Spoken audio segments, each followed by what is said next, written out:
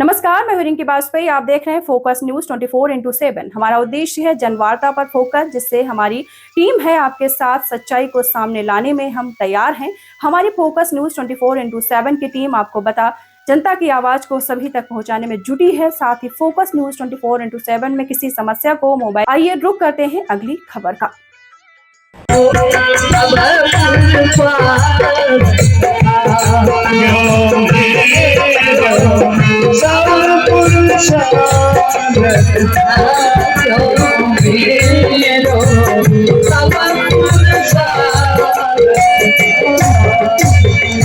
के लिए जो जीता है उसका हर आंसू रामायण प्रत्येक कर्म ही गीता है, प्रत्येक कर्म ही गीता है।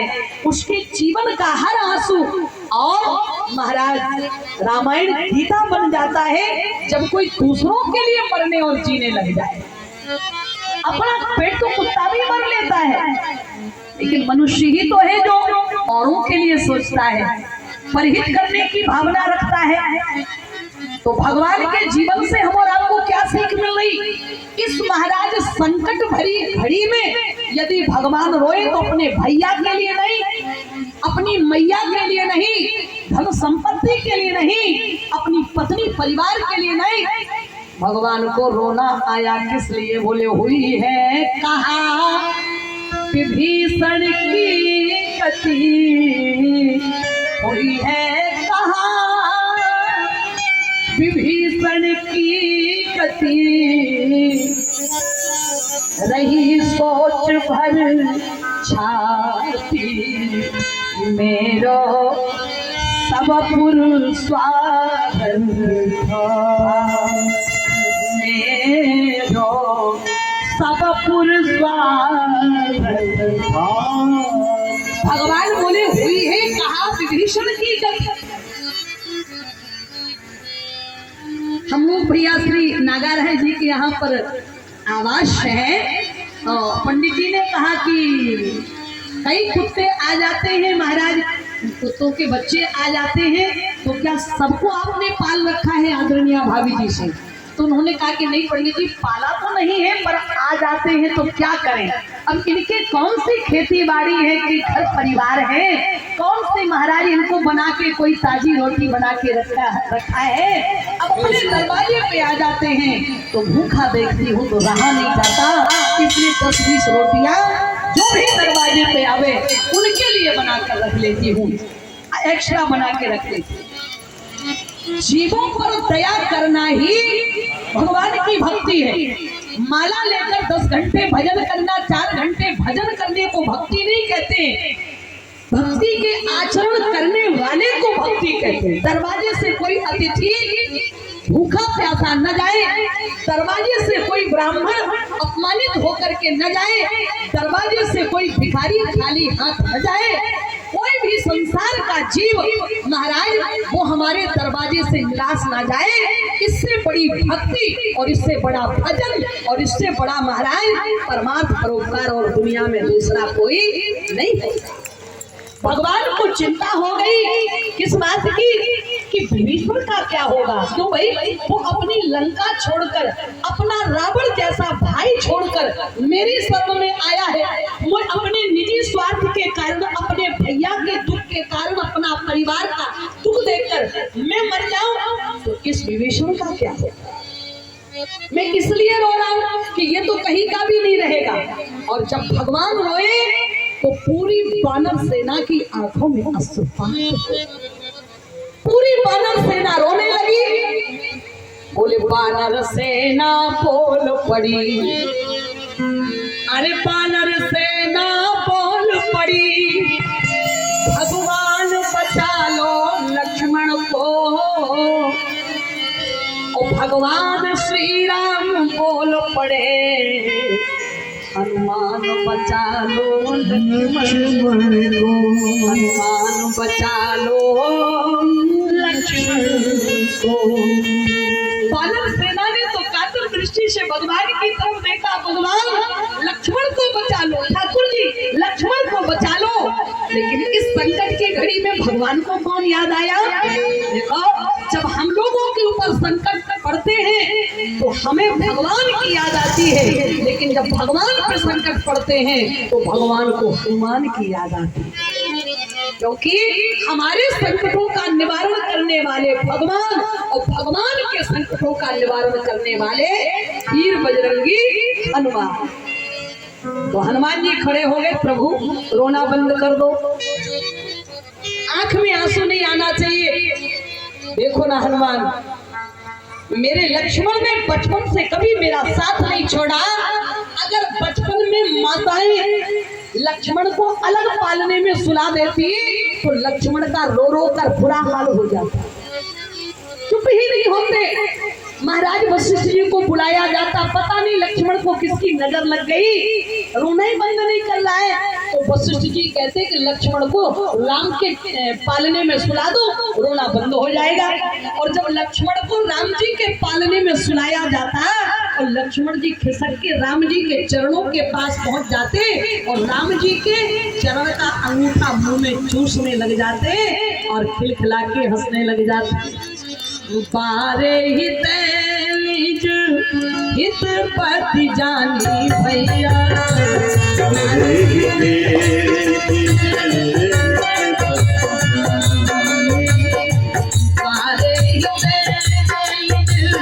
हित पति जानी, लक्ष्मण राम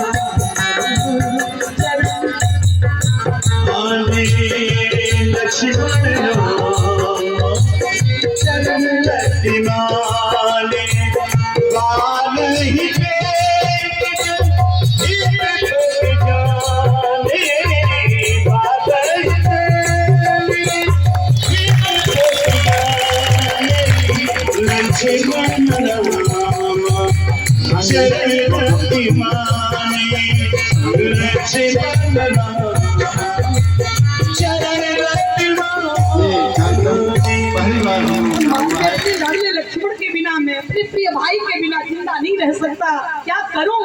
हनुमान जी ने कहा प्रभु रोना बंद कर दो। क्या करोगे? हनुमान जी ने कहा जो हो अब अनुशासन पाओ, अगर आपका आदेश पसंद सोई श्यामता। हनुमान जी ने कहा कोई काली माँ नहीं है, बोले फिर बोले चंद्रमा आपका भक्त है, आपका दास है, सो आपकी श्यामली मूर्ति नीलांबर श्यामल को मलांगम आपको अपने हृदय में बिठा के रखता है। काली माँ नहीं है, ये आपकी मूर्ति दिखाई दे। क्यों भाई? इन्हें चंद्रमा में भगवान की मूर्ति दिखाई दे रही है हृदय में, क्योंकि इनके हृदय में भगवान की मूर्ति बैठती है। प्रणव पवन कुमार खलवन पावक ज्ञान घन, और जासु हृदय आधार बसही राम सर चाप धर्म। तो भगवान ने हनुमान जी से कहा, हनुमान तुम तो उस समय कह रहे थे कि चंद्रमा तुम्हारा दास है और हमारी मूर्ति चंद्रमा के हृदय में बसती है, और आज तुम चंद्रमा को निचोड़ने की बात कर रहे हो कि मैं कपड़े की धात निचोड़ कर उसका अमृत निकाल कर ले आऊंगा। तो राम जी ने कहा, हनुमान अगर तुमने चंद्रमा को निचोड़ा तो मैं उसके हृदय में बैठा हूं, फिर मैं भी निचोड़ जाऊंगा उसी चंद्रमा के साथ। तो हनुमान जी बोले आई एम सॉरी, गलती हो गई प्रभु क्षमा करना, फिर भी हमारे पास नहीं निचोड़ूंगा चंद्रमा को। तो अब कोई उपाय? बोले हाँ। बोले क्या उपाय है?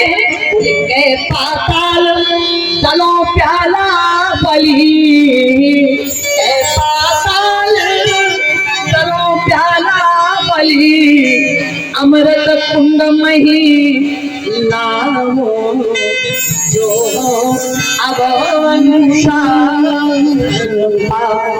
हनुमान जी ने कहा पता चला है पाताल लोक में नागों के बीच में अमृत का कुंड भरा रखा है, अगर आपका आदेश मिले तो सारे नागों को मारकर उस अमृत के कुंड को धरती पर ले आओ, लक्ष्मण को वो अमृत पिला दो, लक्ष्मण जीवित हो जाएंगे।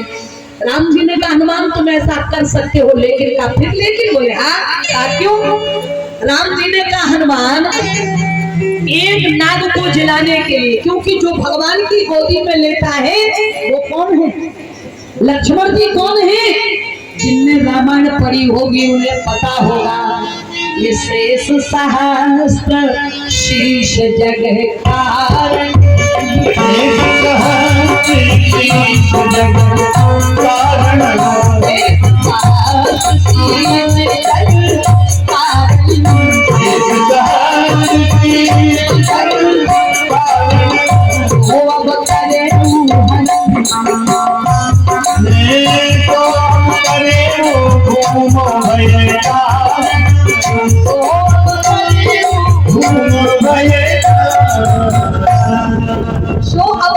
भूमि भय तार ये शेष सहस्त्र शीश के कारण ये स्वयं शेष है, स्वयं नाग है। और एक नाग को जलाने के लिए उसके पूरे परिवार को मार डाला जाए तो उसको जलाने से क्या फायदा। हनुमान जी बोले ये भी नहीं करना है, कहना है। तो हनुमान जी को थोड़ा सा क्रोध आया, नौजवान है ना। हनुमान जी ने कहा प्रभु अगर आपका आदेश मिल जाए तो अब मेरा ऐसा मन कर रहा है। कहा क्या? बोले अगर आपका आदेश मिल जाए तो मैं संसार से मृत्यु को ही मार डालूंगा, मैं मौत को ही खत्म कर डालूंगा। जब मौत ही नहीं रहेगी तो लक्ष्मण मरेंगे नहीं। राम जी बोले हनुमान अगर तुमने मौत को मार डाला तो हमारी प्रतिज्ञा का क्या होगा? आपने कौन सी प्रतिज्ञा की है? भगवान बोले हमने प्रतिज्ञा की है निश्चरहीन करऊं वही मुझे उठाय प्रणकीन और सकल मुनिन के आत्मन जाए जाए सुरदीन। भैया जाए जाए सुरदीन। भगवान बोले अगर तुमने मौत को मार डाला तो फिर कोई मरेगा नहीं। अच्छा अगर ये मरने की परंपरा ना होती इस धरती पे तो जब कितने लोग मर रहे हैं तब स्थिति ये है। स्टेशनों पर चले जाओ भीड़, ट्रेनों में चले जाओ भीड़, अस्पतालों में चले जाओ भीड़, कोर्ट कचहरियों में चले जाओ भीड़, और महाराज कथाओं में आ जाओ तो अब विचार करना कि जब मरने की परंपरा है तब हमारे यहाँ की स्थिति ये है। और अगर कोई मरता ही ना तो घर की व्यवस्थाएं बिगड़ जाती कि नहीं बिगड़ जाती? विचार करना। अभी महाराज एक के 5 के महाराज फिर 15 तो कितनी जमीनें कम होती चली गई, गाँव शहर बढ़ते चले गए व्यवसाय।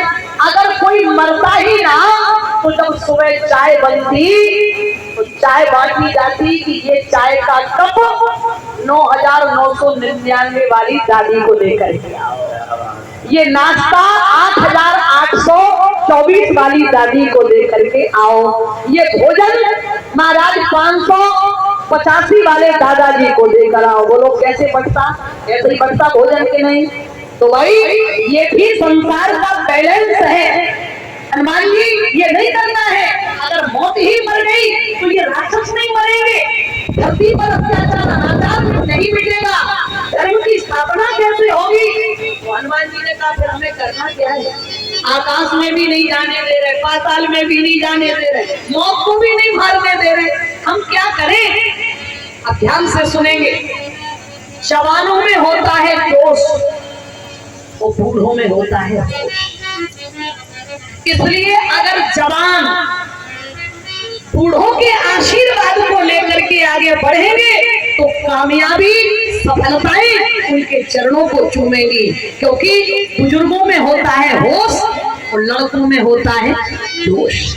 ये तो जोशीली बातें करेंगे महाराज, हम ये कर डालेंगे, हम वो कर डालेंगे। नहीं, क्या तुम्हारे लिए सही है और क्या गलत है इसका अनुभव केवल हमारे बुजुर्गों के पास। इसलिए बूढ़ों का सम्मान किया करो। प्रार्थना है आपसे, फिर निवेदन करना चाहती हूँ, हमारे राम जी ने बूढ़ों का सम्मान किया तो निहत्थे अपने घर से गए थे महाराज, घर की राज्य की संपत्ति खर्च नहीं होने दी और रावण जैसी सत्ता पर विजय प्राप्त कर ली श्री राम जी ने। और रावण के पास क्या नहीं था महाराज? धन था, वैभव था, परिवार था, शक्ति थी, सबको मालूम है। मैं महाराज बताती हूँ कि रावण साधारण नहीं था, चलता था तो पृथ्वी टगमगा जाती थी, गर्जना करता था तो देवांगनाओं के गर्भ गिर जाते थे, वरुण देवता जिसके घर में पानी भरने के लिए आते थे, पवन देवता झाड़ू लगाने के लिए लिए आते थे, अग्नि देवता रोटी बनाने के लिए आते थे, काल जिसके यहाँ पार्टी से बना रहता था, शंकर जी जिनके यहाँ पूजा करवाने के लिए आते थे, ब्रह्मा जी जिसके यहाँ वेद पढ़ने के लिए आते थे, मौत हाथ जोड़ करके खड़ी रहती थी। देवता रावण की भ्रुकुटी देख करके महाराज डर से थर-थर कांपते रहते थे। समुद्र जिसकी लंका का पहरा 24 घंटे लगाता था, लेकिन हार गया, मर गया पूरे वंश के सहित रावण। क्यों? क्योंकि रावण ने कभी भी बुजुर्गों का सम्मान नहीं किया, बूढ़ों की कभी बात नहीं मानी। अगर बूढ़े ने समझाया, इनकी सभा में एक बूढ़ा है जिसका नाम है माल्यवंत, अगर माल्यवंत ने रावण को समझाने का प्रयास किया, बेटा ये काम गलत है, ये तुम्हें नहीं करना चाहिए, तो रावण नाराज होकर के कहता है कि बूढ़ भयो उन्नत मरते सी, अब जब नहीं उन्हें दिखावा सी मोही। महाराज बूढ़े हो गए इसलिए छोड़ दे रहा हूँ, नहीं तो मैं इतनी मार मारता कि तेरी कमर तोड़ देता। चुप बैठ वहां।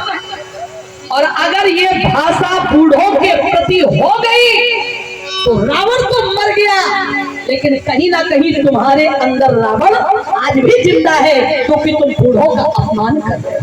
और राम जी बूढ़ों का सम्मान करते हैं। गुरु वशिष्ठ कुल पूजे हमारे, उनकी कृपा पूजे हमारे,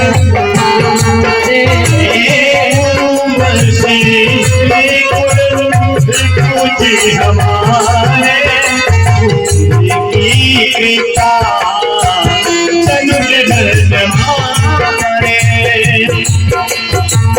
गुरु वशिष्ठ कुल पूजे हमारे, गुरु वशिष्ठ कुल पूजे हमारे, इनकी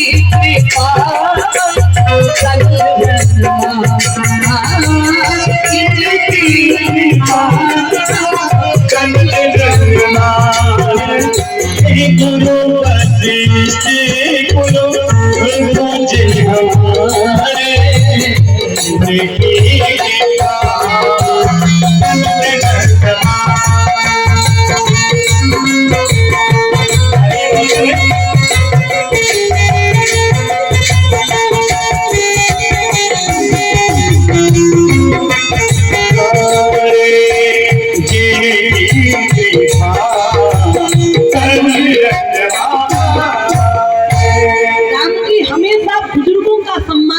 तो आज विश्व विजयी बोलो, युग बदल गए लेकिन आज भी लोग कहते बोलो राजा रामचंद्र की।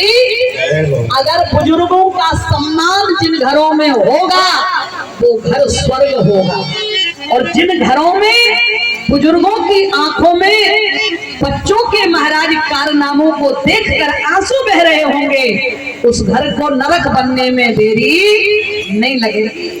इसलिए बूढ़ों का सम्मान करो।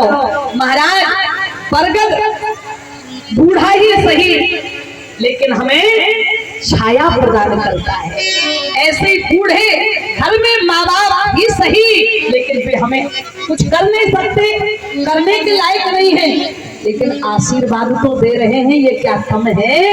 अगर आज इस बूढ़े का आशीर्वाद न होता, यदि उसके संस्कार माता पिता के न होते, तो आज मलसा में ये राम कथा ना हो रही होती।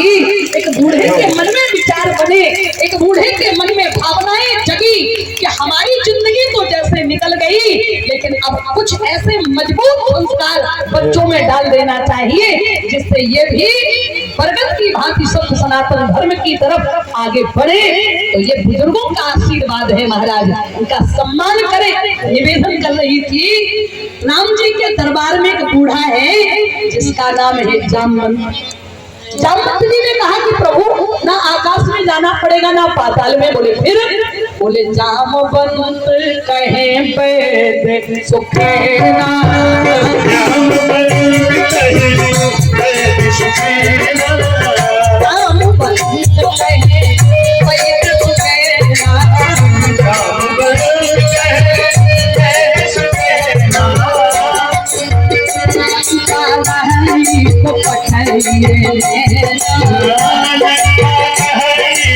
पठाइए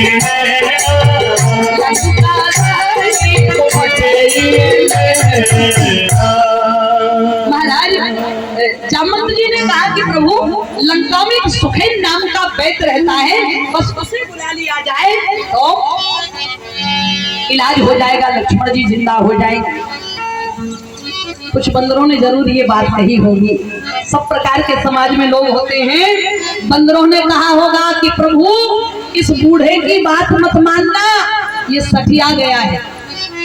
आजकल के बच्चे यही कहते हैं ना कि तुम तो सठिया गया, कहाँ पुरानी बातें करते रहते हो, जमाना कहाँ चला गया, ऐसी कहते महाराज। जमाना कहाँ चला गया तुम्हें क्या पता। बंदरों ने कहा होगा कि इस बूढ़े की बात मत मानना, कहा क्यों, ऐसी उल्टी सलाह दे रहा है, सठिया गया। अरे वैद्य भी बुलवा रहा है तो लंका से दुश्मन के यहाँ से जहाँ से हमारा युद्ध चल रहा है, और रावण को यदि पता चल गया कि हमारे यहाँ से वैद्य इलाज करने, तो वो कह देगा कि जाके जहर का इंजेक्शन लगा। लक्ष्मण जी जिंदा भी हो रहे होंगे तो मर जाएंगे, इसलिए हम वैद्य लंका से क्यों बुलवाएं। तो राम जी ने पूछा होगा कि तो फिर कहाँ से बुलवाएं, बताओ तुम सलाह दो, कहाँ से बुलवाएं। तो बंदरों ने कहा होगा कि जब वैद्य बुलाना है तो अयोध्या से बुलवा लो। भगवान बोले समस्या है, अयोध्या में कोई वैद्य नहीं है, अयोध्या में कोई वैद्य नहीं है। कहा क्यों, बोले इसलिए वैद्य नहीं है क्योंकि अयोध्या में कोई रोगी नहीं है, अयोध्या में कोई रोगी नहीं है।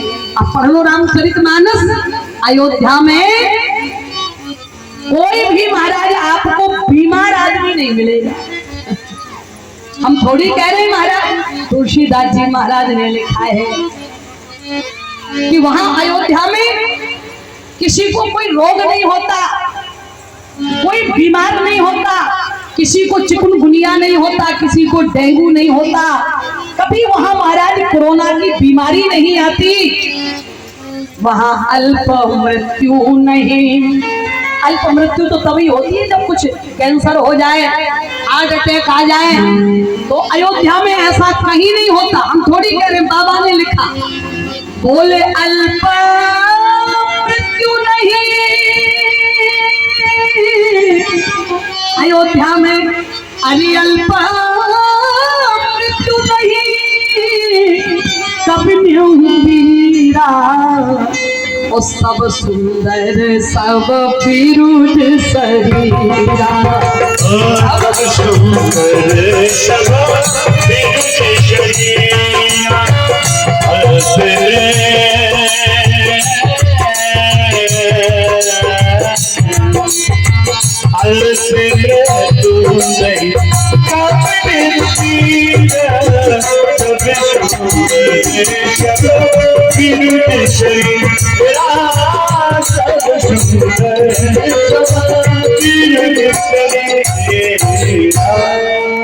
अयोध्या में कोई बीमार नहीं होता। आप लोग सोच रहे होंगे कि ऐसा क्या था अयोध्या में जो लोग बीमार नहीं होते थे।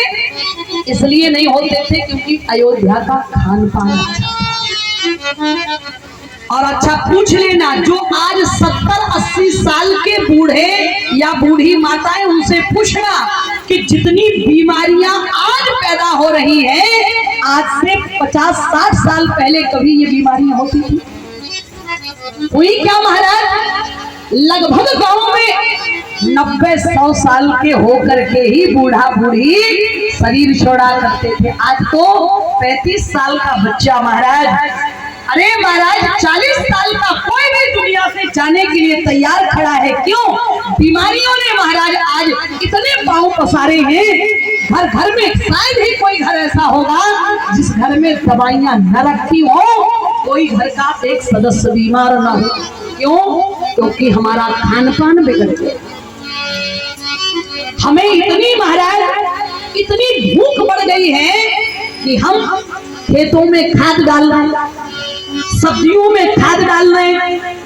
अब महाराज कंपोस्ट खाद तो कहीं मिल नहीं रही है, इसलिए यूरिया फलाना ये वो, कितना ग्रोथ हो जाए फसल का तो ग्रोथ हो रहा है, बिल्डिंगें तो बढ़ रही है, अनाज तो बढ़ चढ़ के हो रहे हैं महाराज। लेकिन वो अनाज, वो फल, वो सब्जियां महाराज, सब्जियों में इंजेक्शन लगाए जा रहे हैं। बता रहे हैं कि लौकी में अगर छोटी सी लौकी है कद्दू और उसमें इंजेक्शन लगा दिया जाए तो 2 घंटे में इतनी बड़ी हो जाए। अब सोचो जिस इंजेक्शन के माध्यम से जो लौकी पड़ी हुई है उसका साग हम और आप खाएंगे, हमारी आपकी हालत क्या होगी जब लौकी इतने जल्दी बढ़ी है तो वो खाने वाला इतनी जल्दी मरेगा। ये निश्चित है महाराज। ये सब कुछ केवल हमारे खान पान के कारण बीमारियां बढ़ गई। आज भी कितने लोग मिले मुझे, दुनिया में भ्रमण किया, 80 साल के दादाजी ने बताया बहन जी आपके आशीर्वाद से आज तक एक शरीर में इंजेक्शन नहीं लगा। क्यों? क्योंकि उनका भोजन पर कंट्रोल है। भोजन में ओ की मात्रा लगी, भजन में कोई मात्रा नहीं है। इसलिए अगर शरीर को स्वस्थ रखना है तो भोजन बढ़िया करो, मात्रा के साथ करो, शुद्ध शाकाहारी करो, शुद्ध महाराज अपने घर का भोजन। ये क्या क्या चल गया। अभी मैं एक जगह गई थी, बच्चा 15 साल का, उसकी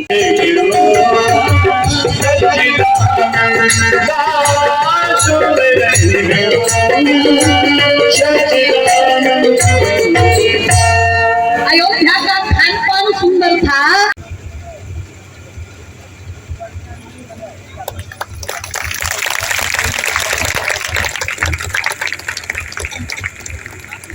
प्रधान जी 2 शब्द सम्मिलित कर बनाइए थे।